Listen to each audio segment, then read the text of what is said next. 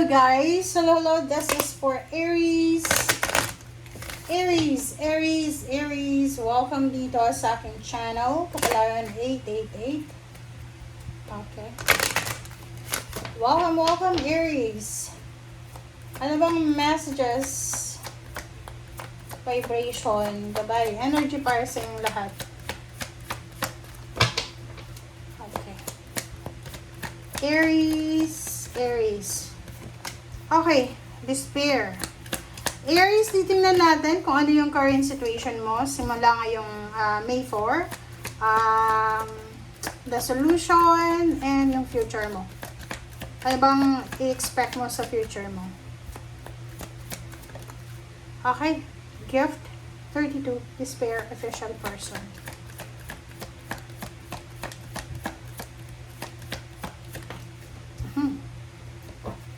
Mature woman. Kumuha pa tayo ng isa.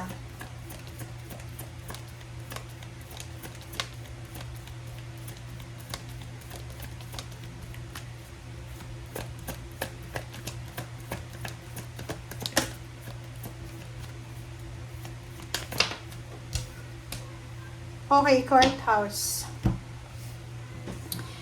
Okay, Aries. Sa nakikita ko, maybe this 5 cards, ay past mo to. Past. Kasi kung makikita mo dito, there's a gift, number 17, which is money.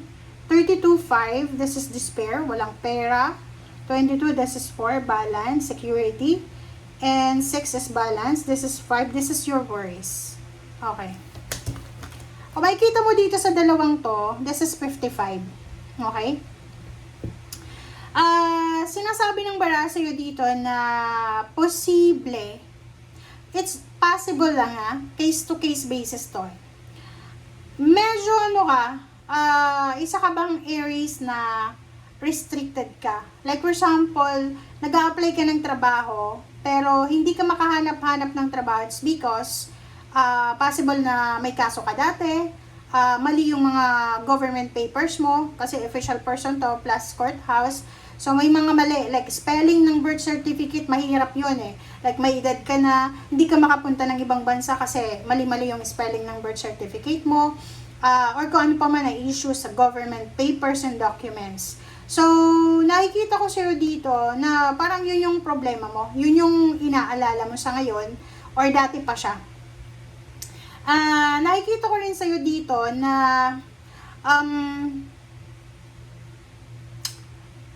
posible ka na merong mga tao sa buhay mo na parang naniniwala sa'yo na etong mga pinagdaanan mo na to or pinagdadaanan mo na to sa buhay ay may, kumbaga, there's a way out. Kumbaga, like for example, okay, eto yung isang tao dito na Aries, okay? So, eto yung isa ha. Huwag nyo i-generalize na para to sa inyo. Etong Aries na to, it's either siya, nakulong siya, dating nakulong siya. Whatever case man na meron siya, courthouse is here. So, since nakulong siya, pwedeng nakalaya siya. And until now, parang kailangan niya pa rin sumunod sa, mayroon pa rin siyang requirements kahit na nakalabas na siya sa kulungan, whatever man. So, there's someone here na nag-expect sa kanya is either the parole officer or yung parents niya or the judge or whatever man siya. Okay? So, another, ang meron dito is, meron dito na Aries na kahit anong gawin mo sa loob ng trabaho, still hindi ka pa rin na-appreciate ng mga katrabaho mo, ng boss mo, ng parents mo, or kung sino man ito. So, whatever man na pinagdadaanan mo sa ngayon, nakikita ko sa'yo dito na parang ang tingin mo, pakiramdam mo wala ka ng way out dyan eh. Yung parang pakiramdam mo hindi ka appreciated. Please comment down below if you resonated. But the gift is here. Number 17 and 8. Sinasabi ng bara sa'yo dito na meron ka, Aries, na kumbaga God-given gift ito eh. Kumbaga, yan yung regalo sa'yo ng Panginoon. Meron kang skills, meron kang kaalaman, talino, na pwede mo siyang magamit para kumita ng pera ng legal. So, nakikita ko sa'yo dito, Sinasabi ng bara sa'yo dito na you need someone, kailangan mo ng isang tao na pwedeng mag-invest sa'yo. Pero hindi mo nare-realize na kahit walang tao na mag-invest sa'yo, because of your strength, kaya mo na makaalis dyan sa financial problems na pinagdadaanan. Please comment down below if you resonated, guys. Okay? So, let's check dito.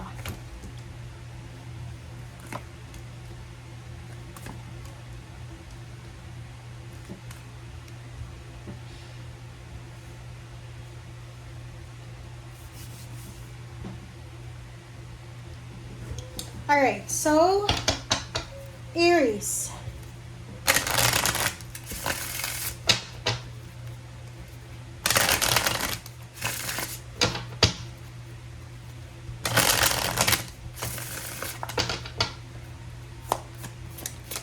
Okay, ano pa ba yung message na kailangan mong marinig? Okay. Sixth Chakra Archangel Metatron.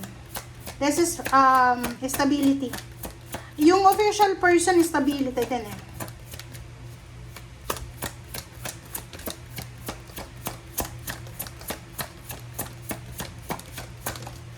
Okay, next is 33, Door to Romance. Let's check. One more.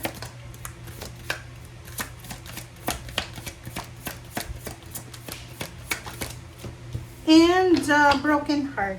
Okay. Ang nakikita ko sir dito, there's an Aries. Meron ditong Aries guys na siguro ilang beses ka nang nasaktan emotionally. Ilang beses ka nang nasaktan emotionally, like gusto kang hiwalayan ng karelasyon mo, ganyan ganito. Pero dahil sa siguro sobrang mahal na mahal mo, alam mo yung pag ganon, kahit na ginagawan ka ng masama, mahal mo eh, 'di ba? Papatawarin mo, bababalikin mo sa buhay mo, parang ganon. So, nakikita ko sir dito na may ibang Aries na harap-harapan kayong niloloko, harap-harapan kayong, 'di ba? Like gusto kang hiwalayan, everyday gusto kang hiwalayan. Pero parang ikaw yung parang ikaw yung nangangailangan ng pagmamahal niya or kalinga. But simula ngayong May 4, biglang magbabago yung hangin, yung simoy ng hangin eh. Kung dati ay ikaw yung palaging hinahamon, Aries, hiwalay na tayo, ganyan ganito. But now, Archangel Metatron, bibigyan kanya ng wisdom. Si Angel Metatron, bibigyan kanya ng talino. Bibigyan kanya ng understanding na okay, kung gusto mong makipaghiwalay sa akin, okay, mabibigla yun yung relationship mo, mabibigla siya kasi normally ang alam niya ayaw makipaghiwalay ng Aries sa kanya. Eto, sinasabi ng baraha, after mo makipaghiwalay dyan sa kung sino man yan na gustong makipaghiwalay sa'yo, there's a new love life coming. And yung hiwalayan na ino-offer sa'yo, 'di ba? Akala ng taong 'yan, masasaktan ka. Okay, normal, masasaktan ka kasi naging parte siya ng buhay mo. Akala niya hahabulin mo siya. Pero hindi. Kasi dito sa barahang 'to, yung idea na 'yon na tanggapin yung pakikipaghiwalay sa iyo is from Archangel Metatron. And nasa right timing siya, 33, 'di ba? Nasa right timing. So, sinasabi ng baraha sa iyo diyan na pababor sa iyo kung ano man ang gustong mangyari ng person mo na yan or kung sino man yan na gustong makipaghiwalay sa'yo. Okay? May bagong love life, may bagong source of inspiration na posibleng papasok sa buhay mo once na nakaalis ka na sa kung ano man na relationship na yan na parang may relationship ka nga pero parang single ka din. 'Di ba? Nakakaloka yung message mo. Okay. Let's check. Ano pa ba? Ano pa bang nangyayari sa iyo sa ngayon?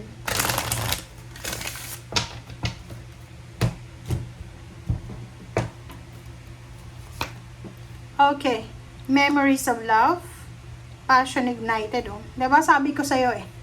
After ng hiwalayan, there's a new love life coming. Ang galing. Diba? Kita mo? Oh. Pwede ditong mag-asawa, kasal. Kasi dito sa barahang to, sinasabi ng baraha sa'yo na yun na nga, may hiwalayan na possible na mangyari. diba, emotional loss. Pwedeng ikaw yung ma-fall out of love, or pwedeng yung person mo yung ma-fall out of love sa'yo. Memories na lang ng pagmamahal ang iisipin mo dito, or pwedeng maiisip mo. But after nga, 'di ba? Kinonfirm niya lang 'to eh. After ng ng hiwalayan, after ng pain and heartaches, after ng emotional loss, there's a new love life coming dito na pwedeng mauwi sa pagsasama, magkakaroon kayo ng anak, pwedeng dalawang anak, or siya yung, kung sino man itong bagong relationship na papasok sa buhay mo, siya ay magdadala sa'yo ng sobra-sobrang stability and balance. Kumbaga, yung mga bagay-bagay na hindi ginawa ng ex mo, ang taong ito ang magbibigay sa'yo. Kumbaga, siya yung magbibigay sa'yo ng stable and secured na family or relationship. Okay, so what's the future? Anong future news ang kailangan mong hintayin? Guys?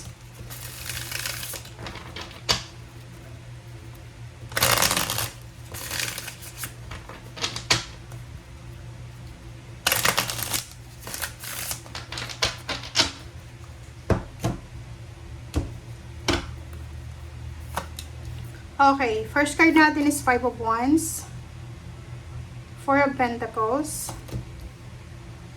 Knight of Pentacles, and 6 of Cups. Oh, the Devil. Ang galing ng baraha mo. Diba? Nakikita mo to?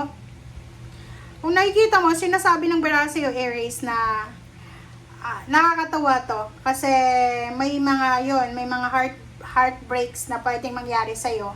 Yun nga, pwedeng hiwalayan ka, tatanggapin mo yung hiwalayan. But the problem is, after niyang hiwalayan ka, pwedeng makatagpo ka nga ng isang relationship na talagang wala doon sa ex mo. Pero, ang problema dito, once na nakita niya na masaya ka na sa relationship mo, na bago, papasok ulit siya sa eksena. Papasok siya sa eksena, hihingi siya sa'yo ng suporta, financial support. Lalo kung may anak ka sa ex mo, ihanda mo yung sarili mo dito. Kasi, hihingi siya ng suporta sa'yo. Kung makikita mo dito, sinasabi ng baraha sa'yo na marirealize mo na dapat talaga na matagal mo na siya nang iniwalayan. Okay? So, sinasabi ng baraha sa'yo dito na okay lang yan. Kung may anak ka, sumuporta ka sa anak mo. And the 5 of Swords is here. Huwag ka nang makikipagbalikan sa kanya. Kasi kung gagamitin niya yung anak mo, dahil lang sa gusto niyang bumalik ka sa buhay niya, huwag ka nang makikipagbalikan sa kanya, guys. Okay? King of Cups. Chariot. 5 of Pentacles. 6 of Pentacles. 2 of Wands. Diba? Sinasabi ng baraha sa'yo dito na sa new love life na posibleng darating sa'yo, dito mo makukuha yung financial support na hindi mo nakuha sa ex mo or sa past relationship mo. Dito mo makukuha yung choices and options na wala ka sa past mo. Financially, pag halimbawa na wala kang pera, etong bagong relationship mo ay hindi siya tamad. Kumbaga, maasahan mo talaga siya. Kumbaga, siya yung makakatulong sa'yo. I-uplift ka niya. Diba? Nandito yung Chariot. Halimbawa, kung ikaw ay Aries na mabilis kang ma-disappoint, yung halimbawa na nag-apply ka ng trabaho, tapos hindi ka nakapasok, tapos titigil ka na. No, this one, the new relationship na papasok sa buhay mo, siya yung magbibigay sa'yo ng kalma. Diba? Ipapush ka niya in a nice way. Ang taong yan ay bibigyan ka niya ng motivation, confidence na wala doon sa ex mo.